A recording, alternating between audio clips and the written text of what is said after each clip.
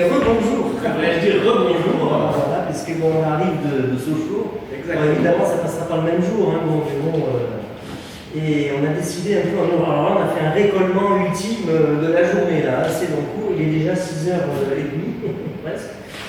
Et donc, nous sommes à Seloncourt. Toujours dans le 25. Voilà, comme vous. Et c'est Seloncourt ou Seloncourt? Seloncourt, d'accord. Là, ça fait des accents partout, tu vois. Et donc, nous sommes encore dans un centre téléphonique de petite taille, on peut dire, qui est récent. Donc, il a été mis en service en automatique intégrale le 4 mars 1980. Et il a eu un premier autocommutateur qui n'existe plus de nos jours. C'était un Otis M3, c'était Seloncourt 1. Donc, qui a fonctionné du 4 mars 1980 à 1985. C'est la date que j'ai retrouvée de mieux dans les archives. C'était une date d'arrêt prévisionnelle. Donc, ça fait 5 années.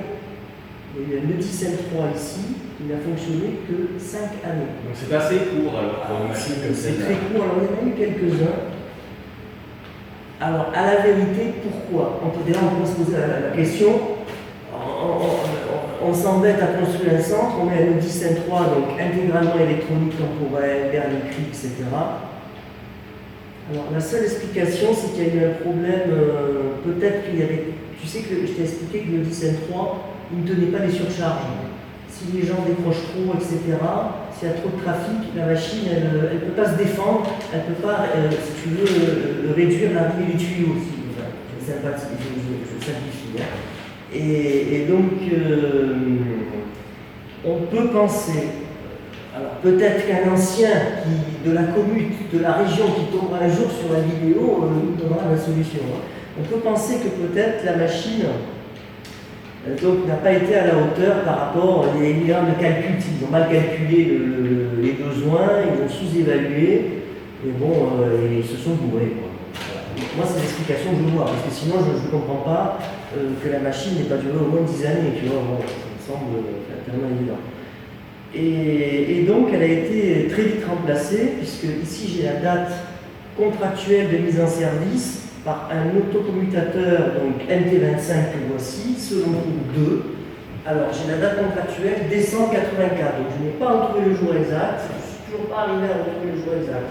Par contre, j'ai le jour exact d'arrêt, 4 novembre 2008, donc la machine là, elle cessé de tourner. Et tout comme le MT25 de Lons Saline, donc Lons Saline 3, et celui qu'on vient de faire tout à l'heure, donc Sochaux 3, donc il a cette particularité d'avoir conservé, donc c'est de la Franche-Comté, enfin bon, ça a conservé quand même ces dérouleurs de bande magnétique, alors toujours avec cette manière très bizarre, hein, donc avec des calculateurs modernes, puisqu'ici ce sont des Mercure 322, alors celui-ci est encore présentable. C'est pour ça que je l'ai pris en photo, l'autre non, l'autre on a été trop plié. Alors il manque quand même l'alimentation, tu peux t'approcher, hein. Il manque l'alimentation. Il y a encore ces deux cartes maîtresses du calculateur Mercure 322. Auparavant, il a été équipé du calculateur Mercure 321 et même du 320. Le 320 était dans un autre mobilier, donc il a dû y avoir les travaux, c'est pas au juste comment d'ailleurs. Hein. Et alors, comme je l'ai déjà expliqué maintes fois, il y a eu l'ordre de retrait dans les années 2005-2006, maximum. Donc souvent, des fois, les régions, ça a été plus court, tu vois, parce que... Pourquoi? Parce qu'après, on a branché des liaisons qui sont envoyées directement à la facturation, pour faire l'extraction par le CFR, le centre de facturation et de recouvrement. On comprend le truc. Donc après, et même l'aliment à distance, des consoles, donc plus besoin à un moment donné des dérouleurs. Mais pourquoi dans cette région, dans la Franche-Comté, hors Belfort d'ailleurs, parce qu'il me semble qu'à Belfort, je crois que j'ai pas vu les dérouleurs, en plus je n'ai pas souvenir. Et ben, ils ont été conservés, ils ont été ou laissés ou réinstallés à côté. Pourquoi? Peut-être par prudence, je ne sais pas. Alors, tu vois, il y a l'équipe qui les portes restent ouvertes si on a besoin d'opérer dans dans les machines. Et donc nous avons ces deux magnifiques dérouleurs survivants. Alors là, ce sont vraiment des survivants. Il ne faudrait pas qu'ils soient les musées, tu vois. Ils sont en parfait état. Voilà, ils sont magnifiques. Extraordinaire. Il faut venir en Franche-Comté quand même pour trouver ça. Non mais c'est. Moi je trouve ça génial, tu vois. Voilà. C'est comme un magnétophone, hein, plus large. Ça a la largeur des bandes vidéo, tu sais, des VHS. Par contre, c'était plus épais, plus solide. Et donc il y a la bande réceptrice, et puis là on mettait la bande entrante ou sortante. Et à la fois au extrême, on peut charger la machinerie. On va faire un petit tour dans la machine, écoute, hein, voilà. Hop.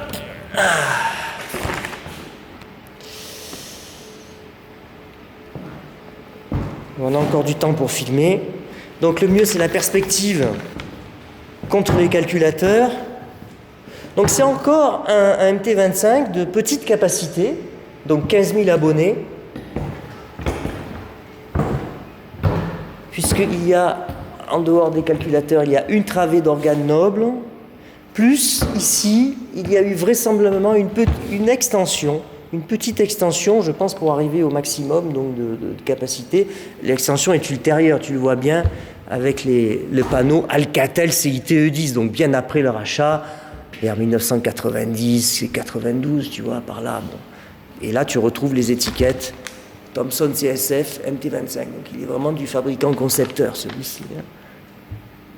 Ensuite, tu vas trouver voilà, des CSN. Alors, le CSN, si tu veux, il permettait le raccordement à Numéris.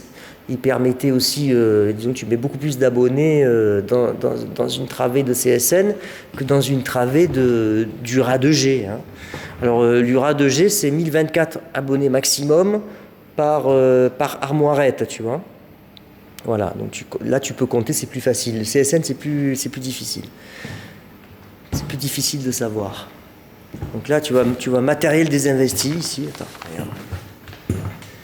18 février 2013. Preuve que la machine, enfin, ça a fonctionné encore après l'arrêt de la machine, si tu veux. Il y a quand même eu encore des abonnés. On éteint prioritairement les URA 2G, hein, c'est toujours comme ça. Ce sont les plus anciennes, qui font le moins de services aussi, qui offrent le moins de services. Donc c'est pour ça qu'on fait ça. Là, tu vois, tu as donc les CSN. Bon. Par moment, on entend des cliquetis, donc ça veut dire qu'il y a certaines parties qui sont encore en fonctionnement, hein, je veux dire. Ouais, ici, tu vois, tac. Voilà.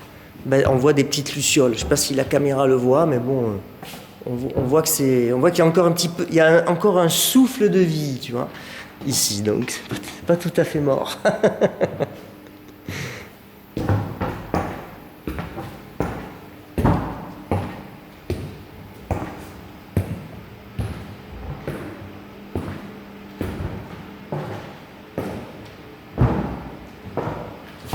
Ben voilà, on a vite fait le tour parce que tu vois, la machine est petite. Bon, elle est pas très compliquée.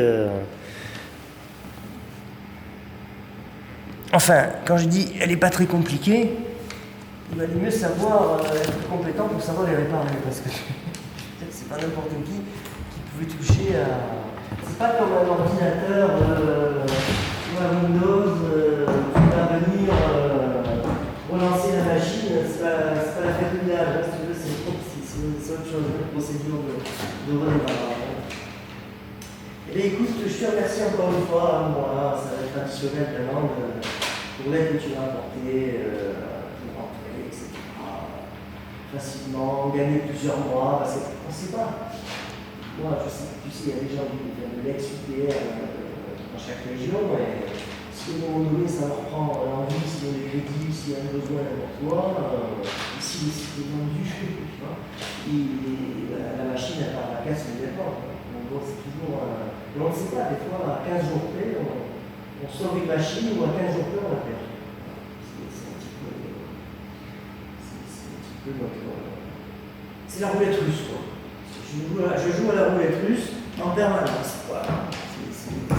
C'est ma vie à Orange depuis plusieurs années. En tout cas, merci à toi pour ta présence aujourd'hui. C'est avec grand plaisir qu'on t'accueille chez nous en Franche-Comté. Oui, oui, Pourquoi pas, à la prochaine. bah, écoute, je te remercie. Et puis donc demain, je m'occupe de Besançon. Et puis, bah, de toute manière, tu vois, on n'a pas pu faire Morée. C'est Morée, tu me dis qu'il y a un T25 encore. Dans le Haut-Jura, oui. Voilà, bah écoute, le Haut-Jura. Alors évidemment, le problème, c'est qu'on ne peut pas y aller trop en hiver. Ah, de nos jours, ça devient de plus en plus facile quand même, il y a de moins en moins de neige un peu partout. C'est pas, écoute. Octobre-novembre, peut-être, s'il n'y a pas de chute de neige, voilà, s'il n'y a pas de truc. On va voir, on va examiner ça. On verra. Bon, écoutez à vous tous, bonjour chez vous. Et puis, bah, peut-être à une prochaine fois si vous voulez.